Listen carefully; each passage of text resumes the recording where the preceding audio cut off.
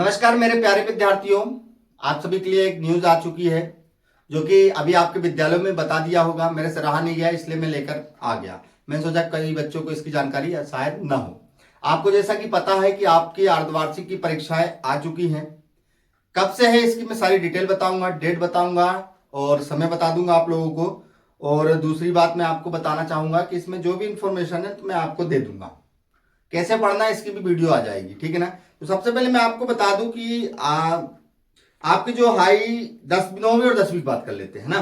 जो कि आपके 9वीं और 10वीं के जो पेपर स्टार्ट होने वाले हैं वो स्टार्ट होने वाले हैं। देखिए 9 दिसंबर 2024 से दोपहर 9 बजे से 12 बजे तक पहला पेपर जिनका होना है वो हिंदी है, ठीक है ना। इसके बाद अगला जो पेपर है 9/12/2024 को परीक्षा उपरांत अगले प्रश्न पत्र समाज विज्ञान की तैयारी होती कक्षा संचालन होगी।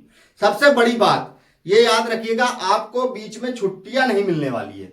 यानी कि 9 तारीख को आपका पेपर जैसे ही खत्म होगा उसके बाद आपकी सामाजिक विज्ञान जो अगला पेपर है, सबसे बड़ी न्यूज जान लीजिए। ये आपको मैं न्यूज बता दूं कि आप लोग के लिए झटका वाली न्यूज है। यदि आपका पेपर जैसे 3 घंटे में खत्म होगा तो आपकी छुट्टी नहीं होगी, अगले पेपर की तैयारी कराई जाएगी। ऐसा गवर्नमेंट ने टाइम टेबल में लिखा हुआ है। जो कि आपको 10 तारीख को अगर आपका पेपर सामाजिक विज्ञान का है तो उसी दिन आपको अगले पेपर यानी कि अंग्रेजी की क्लासेस लगेगी, ठीक है ना। ये चीज याद रखिए, जिसका पेपर होगा पहला पेपर तो अगले पेपर की क्लासेस लगेंगी। तो मैं फिर से बता देता हूं। इसके बाद आपको 11 तारीख को आपका अंग्रेजी का पेपर है।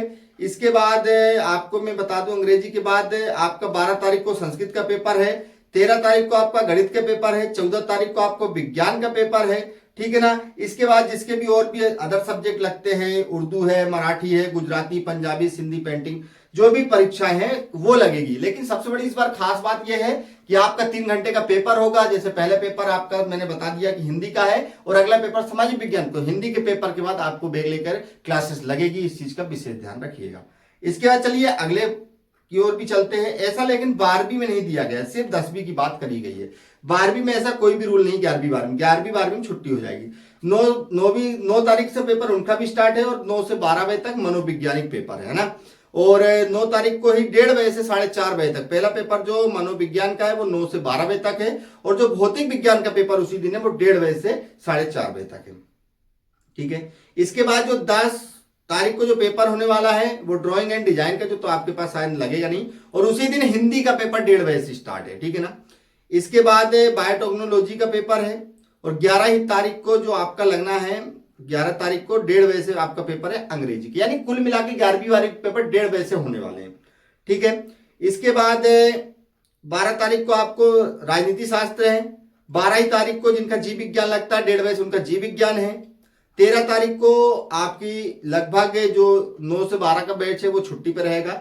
और ठीक है ना, 13 तारीख को 1:30 बजे से 4:30 बजे तक आपको रसायन शास्त्र का पेपर है, ठीक है। इसके बाद 14 तारीख को समाज शास्त्र का पेपर है। 14 तारीख को आपका गणित का पेपर है जिनका है गणित का 1:30 बजे। जो मैं दोबारा बोल रहा हूं 14 तारीख को वो 1:30 बजे से, उससे पहले वाले 9 बजे से। 16 तारीख को आपका शारीरिक शिक्षा का पेपर है। और 17 तारीख को आपका जो है शरीर रचना क्रिया विज्ञान में स्वास्थ्य के लिए है।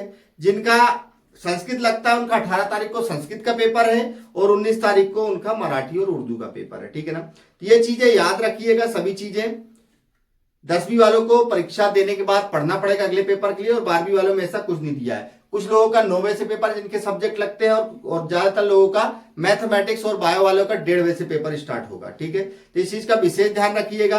कोई दिक्कत आए तो पूछ लीजिएगा मेरे से भी, कमेंट्स में भी, और स्कूल में आपको बता दिया गया हर चीज।